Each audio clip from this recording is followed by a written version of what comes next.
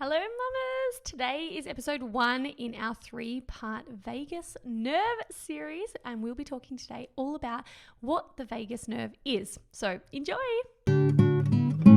Hey mama, I'm sending you wonderful pregnancy vibes. It's time for you to guide you through. Let's take some time for you.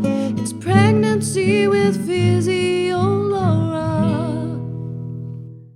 Hello mamas, and welcome back to the Pregnancy with Physio Laura podcast, another new and amazing series. Now, truthfully, this one, all about the vagus nerve, I wasn't sure about. So when Dr. Carrie Rigoni reached out to me and said, "Hey Laura, I'm super passionate about this topic. I'd love to share it with you and your audience." Truthfully, I was a bit like, don't know a lot about it. Doesn't sound like a topic that there's much to talk about. Like, it's just a nerve. Surely we can't really make that into a series, but I was wrong. So I started looking into this and it really piqued my interest. And I felt like, as you'll hear in the next 3 episodes, it's really where I'm at in my parenting journey and my motherhood journey, is learning about a lot of this nervous system regulation. And so much of that is about vagal tone. So I didn't know it was about the vagus nerve, but this is all the work that I'm doing personally and professionally with a lot of my postpartum mamas.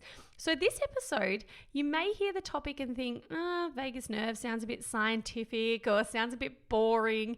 Trust me, it's actually really valuable and actually really spot on, I think, for everyone who is a mum.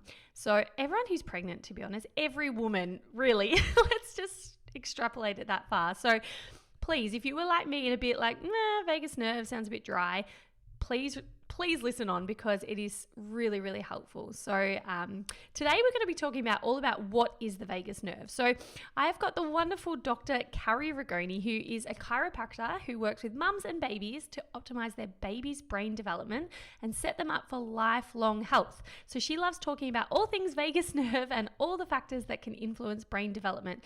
She has a busy practice in Perth in WA, Australia, and is passionate about optimizing the vagus nerve, supporting mums through periods of dysregulation and helping mums understand what they can do to support their baby's vagal tone too. And all these words will make so much more sense once you listen to today's episode. But essentially, today's episode is going to be about how Carrie stumbled across the vagus nerve and how it positively impacted her parenting journey and her life in general. She provides an easy to understand explanation of where the vagus nerve is and exactly what role it plays in the body, the signs to look for to suggest that your nervous system is overactive and your vagal tone may be low. And I personally share my personal journey with parenting and nervous system regulation, which I'm sure so many of you will resonate with. I share pretty vulnerably in this 3-part series because I think so much of it, like I said, in the series is so pertinent to my life right now, where I'm at in my parenting journey and what I'm working on with my own nervous system. So as always, I would love to hear from you. If this episode resonates with you, please jump on over to @PhysioLaura and comment on this podcast post. And if you love Carrie and you want to work with her further or learn from her more, you can find her on Instagram at Dr. Carrie Rigoni. She's a wealth of knowledge. And as we do for all podcast series, my epic Pregnancy Posse members always get some sort of bonus. And the bonus for this podcast series is Carrie has given us this amazing little questionnaire tool where you answer all these questions and it gives you a score to work out where your vagal tone is at, because it's not always so easy to recognize if you've got a problem with vagal tone. Is it high? Is it low? Is there an issue there? So this questionnaire is super easy to fill in. It lets you recognize where you're at with your vagal tone so that you can start some treatment or some work on it if it does sound like it's a problem for you. So yeah, jump on over into the Pregnancy Posse membership. Obviously, as you should know by now, there's a million different amazing workouts tailored to each week of pregnancy, really taking off the mental load of having to wonder what is safe when I'm pregnant, what is safe when I'm exercising, how hard can I work? You know, all those questions are taken out of the picture. I put it all there for you. I've done the hard work so that you don't have to. We're talking about mental load in this episode today, and that is a big part of it. If you can take the mental load of having to worry about what exercise to do, in pregnancy, how to manage pelvic pain, when to do pelvic floor exercises, how to best prepare for birth. If you don't want to have to worry about that mental load, jump on into my membership. I've shelved the mental load for you. You can find out more at thepregnancyposse.com, and you can trial the program for 7 days. And if you want to find this bonus questionnaire for the vagal tone, go inside the podcast series inside the membership and you will find it. So without further ado, let's jump into this chat all about what exactly is the vagus nerve. Enjoy. Hi, Carrie. Thank you so much for joining me on the podcast. As I was saying to you before we hit record, when you first reached out to me to talk about the vagus nerve, I did think, oh, like what a niche little topic. But the more I've looked into it, this is such a fascinating topic to me. And I know that this is your bread and butter. So thank you so much for joining us on the podcast. Thank you so much for having me. I'm so excited to share the vagus nerve message. Yeah, I can see how passionate you are about it. I think it's so awesome when people are lit up by something. So for majority of my audience, they will have either never heard of the vagus nerve or they just have no idea what is it about. So could you maybe take us back? Let us know a little bit about who you are, what you do, and how you got involved in this work around the vagus nerve. And then we'll talk about what actually it is. Mm-hmm. So I'm a chiropractor by training. I would say that I'm a bit of an out-of-the-box chiropractor in that I do have a very special focus on the vagus nerve in my clinic. The reason that I just kind of fell into it, I'd had my own children and I was loving practice, but I felt really burnt out. And it wasn't until I had my own kids and was like, whoa, like being a mother is actually really, really draining. And it took a lot more out of me than I expected. So I kind of started searching for my own answers and stumbled across the vagus nerve. And the beauty of it is that when I started working on my own vagus nerve and what I call vagal tone, which we will cover later, it not only changed my physiology and how I dealt with the day-to-day, but it also changed the dynamic of the whole house because I was calmer and more regulated and my kids fed off that. Even my husband got happier, like just the whole house dynamic shifted. And I was like, wow, this is really powerful. And I feel like it's like a missing link for a lot of mums or a lot of mums who have maybe newborns who crying a lot or, labeled as an irritable baby and that sort of stuff. It's not really discussed, but it's so powerful and it can really shift things for everyone. I think you've just like hook, line and sinkered everyone listening. They're like, yes, I identify as that woman. And yes, I want help to bring calm and peace to the house. Like I was just saying to you literally before I got on this podcast, I was like, oh, this is a timely topic because I need some vagus nerve work right now because I had 3 children to get ready. Normally I don't have them on a work day. My husband came in the door 5 minutes before this podcast started and I was like, ooh, I need to talk to Carrie. And I'm sure everyone can relate to this, but particularly in that prenatal postpartum period, like there's a lot going on. I always joke that my children assault my nervous system, but that's how it can feel sometimes when you've got young kids. It's not their fault, but it's just, I think we need more tools to be able to help ourselves so that we can, and I think you'd mentioned this and I resonate with it because I talk about it all the time, but so we can not just survive motherhood, but thrive. I'm so big on that because I think so many of us are just getting by feeling fairly rubbish, like probably your experience before you discovered all of this, where we can access calm, we can access more regulated nervous systems. And I just think this topic's for everyone, even those pregnant women who don't have a baby yet. There's still so much stress in pregnancy these days and women navigating all of the different things they have to navigate in their first pregnancy. So yeah, super, super important topic. So I'm very, very glad you stumbled into it and that you're passionate about it. So could you maybe give us like the basic 101 of what is this nerve and how is it relating in our body? What is its function? So the vagus nerve is the largest cranial nerve in the body. And what that basically means is it starts right up in our neck in the bottom of our brain, in our brain stem. So it's quite of the primitive area of our brain. And it actually runs down the front of our neck, so under our jaw, under our collarbones, through our chest, through our digestive system, all the way down to our pelvic floor. And it's called the vagus nerve because in Latin that means wandering, and it literally is like the wandering nerve. It has these tiny little projections into every organ, every system in the body. Now, if you've done some human bio, maybe back in the day, you may learn about, the autonomic nervous system and how the vagus nerve helps control things that are very subconscious, like our breathing rate, our heart rate, our blood pressure, how our gut digests food and how quickly it moves through the digestive tract. And a lot of times this is, I guess, what's taught about the vagus nerve, but that's only about 10% of what it does. And the other 90% is actually sensory. So what that means is that the messages are not coming from the brain, for example, from the brain to the heart saying, hey, heart, you need to beat faster or slower. That's included in the 10%.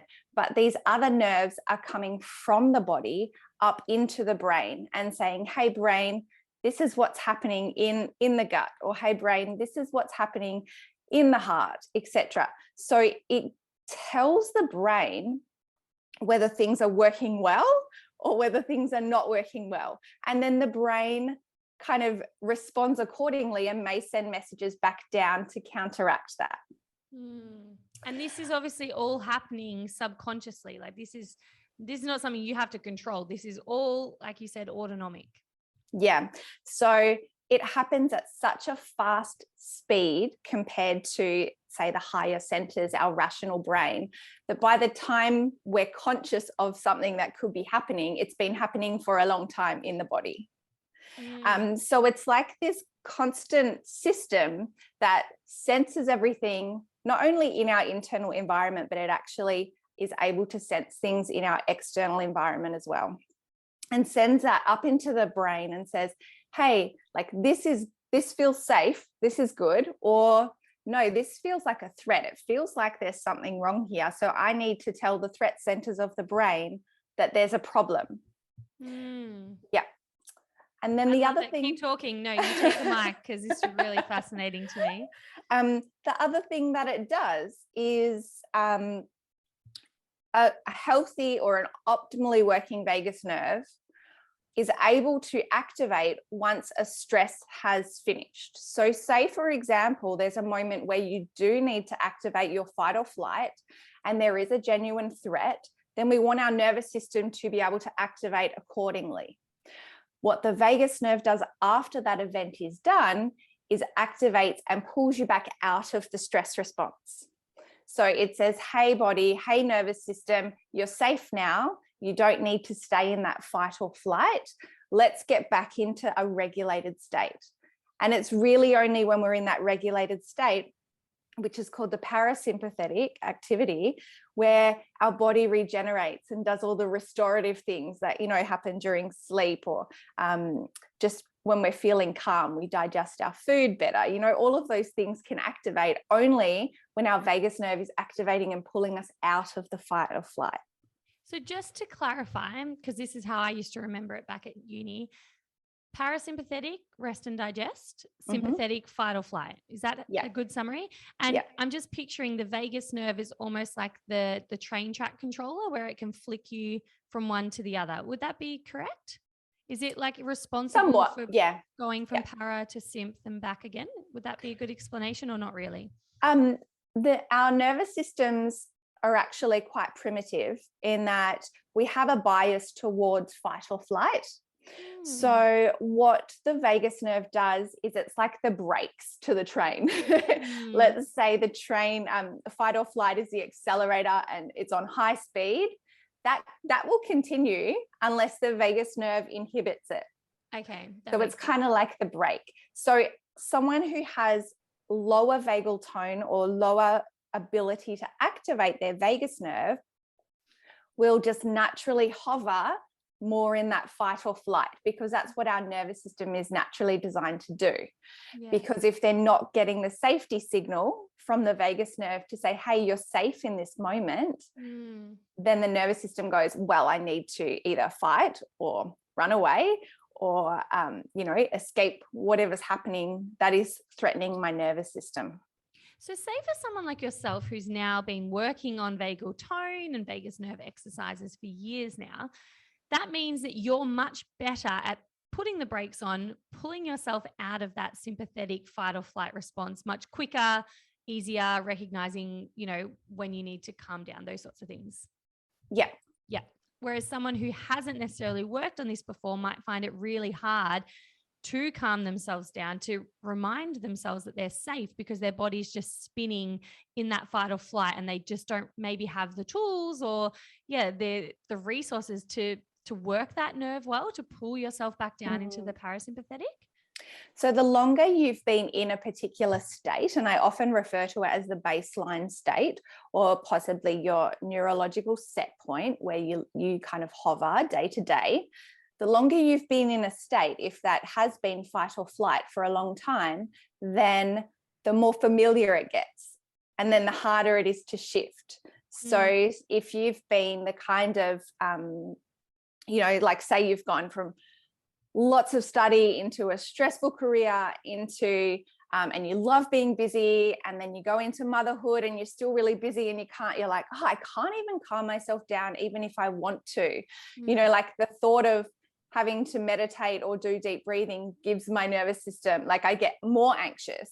And that's because it's so familiar that what you're asking your nervous system to do feels unsafe, even though it creates more safety. So you do need to start really gently. So what are some things, like you just mentioned them, busy, finding meditation hard.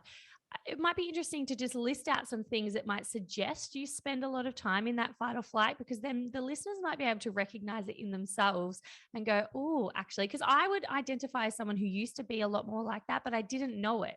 So if you had said, are you stressed? I would have said no, but I guess my body was processing stress. I didn't call it stress. So I was very busy. I was rushing all the time, like that rushing woman syndrome. And I didn't have much downtime. I didn't notice that I couldn't breathe deeply. Like everything was quite restricted, but I wouldn't have said I was stressed. And I wouldn't have thought I was in fight or flight. I would have just thought I was busy. And, that's the modern woman these days. So maybe could you list out, what would indicate that maybe you are in fight or flight too often? It's funny you say that, because one of my questions in my intake form is, were you stressed during your pregnancy? And so many women say, no, I wasn't stressed. Oh, well, I guess I had the normal amount of stress. And then they come back in the second consult once they kind of understand the mechanisms a bit more and go, do you know what, I've been thinking about that? And I was constantly in fight or flight and I just didn't know it. So it's definitely this culture, it's embedded, and it's almost a bit of an expectation, I think. Absolutely. I used to wear it as a badge of honor. If someone said, how have you been? I was like, oh, busy, so busy. Whereas now people ask, how have you been? I'm like, good. Like, what have you been doing? I was like, I don't even know. Just cruising now compared to what I used to be. But I definitely think we put it up on a pedestal to be rushing busy. It means you're more important maybe, or that you're more worthy, and all sorts of stories. But sorry, coming back, what would a woman experience or maybe feel, or what might her life look like if she is stuck in that fight or flight? So the really common I guess lower grade ones that are unrecognized are often the need to be busy. So you even try and sit down and have a quiet cup of tea and you just can't, like you have to get up and do something. You just can't sit still. You over schedule your life to account for that. You tend to be a bit more, I guess, they could call it high achiever or type A, those sort of personality traits. You're always pushing to get to the next level. There's never a moment where you stop and just kind of be in the present. You're always seeking the next novelty or whatever goal you've got. And hypervigilance is another one. So, how you respond to light and sound, whether that's before kids, or sometimes we only notice it when we have our children and we're like, oh my God, just, be quiet for 1 minute. But that sensitivity, if you're really easily triggered by that, that's a sign that you're already in that fight or flight, and your nervous system is now just being triggered by everything that's potentially a threat because you've lost the filter. I feel like you're like seeing through my soul right now. I feel so seen. I am this woman. I have improved so much since I used to be very busy, like I said. And I feel like I have improved a lot. But recently I came to recognize I was very overscheduled, as were my kids, because I told myself I'm an extrovert, I'm very social, which I believe both of those things to be true. But I also think it was a bit of a dysregulation of not knowing how to sit still either. Mm-hmm. And so it was easier for me to just be always on the go, having a million things on. And I just recently, the last couple of weeks, pulled right back on the social schedule. And it was hard at first because I'm not used to just hanging out, being at home with my kids. I'm used to doing things, play dates, things on. And I feel like I've finally ticked into this new level of spaciousness, which feels really good. And I didn't know what this truly felt like until I felt it now. I thought I was calm and peaceful and all of that. But just since I've pulled back a lot, I'm actually really regulated, which feels really good, because another thing I recognized, I used to think it was really normal to feel touched out in motherhood, right? And I guess there is an element of that. Like we are touched quite a lot. There's a lot of bombardment on your nervous system. But I think I was recognizing that I was really triggered by my kids touching me. And I think too much so. And I would feel quite repulsed at the end of the day. And I'd almost have that like primal reaction of wanting to push everyone off me, like just get away from me. It's like I didn't feel safe. I felt like I was being attacked, even though like rationally I knew, well, my kids are not a threat to me. I am safe, but my nervous system cannot interpret this right now as, is this a threat or what? And I think it's because I was far too much in that overscheduled fight or flight sympathetic system. And now that I've clocked into a little bit more regulation, I'm noticing I'm far less touched out by them. I'm far less triggered by them leaning on me and pushing me and headbutting me and all of that. And I just thought that would be really interesting to share, because again, I didn't think I had any problems. I thought it was just a normal part of motherhood. And it's literally only in the last couple of weeks that I've gone, no, I don't think this is actually a normal part of motherhood. I think this is a sign that your body's saying too much, or, too much stimulation. So anyway, I just want to share that in case any of the listeners also resonated with that, because I'm feeling much better in my nervous system. And again, I just think it's so uncanny that we're actually having this conversation today, because it's so mirroring my personal and parenting life at the moment. So I just wanted to share that. I love that. And that's actually one of my signs, like I'm pretty good at catching myself before I get to that point. And my vagus nerve is receptive to stimulation now, so it doesn't take me much to get on track. But yeah, the other day, my daughter was sitting on me, and same response. I was just like, I just wanted to push her off, and clearly I didn't, but, and I had to say to her, Remy, mummy needs a bit of space at the moment, and then I was like, why am I feeling like this? And reflected on what had happened during that day. And so I know if I'm touched out by the end of the day, that's on me. That's not them. That's like my regulation ability. And it's a sign that I've pushed it too far. Yeah. 100%. And I think that's really game changer when you flick it around and realize it's a your problem, not a them problem. Because sometimes my kids will be doing the exact same thing, and I'll be laughing and like looking at them with love and adoration. And other times I'll be like steaming out of my ears for them doing the exact same thing. But I realize I'm like, it's got nothing to do with what they're doing right now. They're just kids. Like, they're only pushing my buttons because my buttons are lit up to be pushed right now. It's because of my own problem. And I think that's where that whole self-care piece comes back in for mums as well, like making sure you're looking after you so that your nervous system is regulated so they can co-regulate off a calm nervous system. It's so important, right? Isn't it? Hey mamas, I so hope that you love that first episode in our 3-part vagus nerve series, and that you've now wrapped your head around what exactly we're talking about. So like I said in the introduction, I didn't really get the vagus nerve. I didn't understand it before I started talking to Carrie, and now I have such a good understanding of it. And it really is so relevant to my life, and I'm sure your life too. It's just that I didn't have the language around what part of the body was responsible for the feelings and the regulation and the nervous system being overactive or whatnot. So I really hope that helps give you a solid understanding, because in the next episode 2, we're going to be talking all about what factors can lower your vagal tone so that you can be aware of that, and also what factors and influences you can use and things you can do to up your vagal tone so that you are more regulated, so that you're not always in fight or flight, so you can put the brakes on that sympathetic nervous response and walk around in life a little bit calmer, a little bit more peaceful. So definitely stay tuned for that episode. Do make sure you subscribe to the Pregnancy with Physio Laura podcast so that you do not miss any of these new episodes being released. If you subscribe, they just pop up in your newsfeed. Super easy. Again, let's reduce that mental load. Let's not have to think about which podcasts we like and when we need to be attuned for when they're releasing episodes. Just hit subscribe, does all the hard work for you.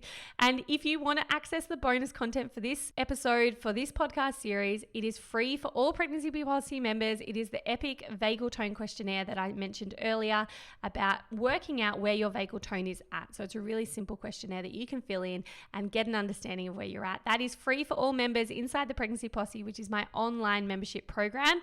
You have access to me all the time to ask me all of your questions inside there, plus an epic tailored program to take you from peeing on a stick pregnant all the way through to birth. So there's so many amazing women in there. So much wonderful feedback comes out of that program. So if you want to trial it, you can go to thepregnancyposse.com and you can access the bonus content for this podcast in there too. And as always, please, if you love this episode, or if something landed for you, or if you realize now that you want to up your tone of your vagal nerve and you didn't know it before, please, anything from today's episode that you want to share with me, I'd so love to hear from you over at Physio Laura. Remember, sometimes I forget people listen to the podcast, so it's always really good for me just to see that you're saying, yep, I'm listening, yep, I'm loving it, this is what I'm taking home from it, or these are the questions that I have. I really like to see that feedback. So I'll chat to you over at Physio Laura, and if you want to connect with Carrie, she is over on Instagram at Dr. Carrie Rigoni, Dr. Doctor. And I will see you all soon for episode 2, where we talk all about the ways that we can improve our vagus nerve health. Have a wonderful day, mamas.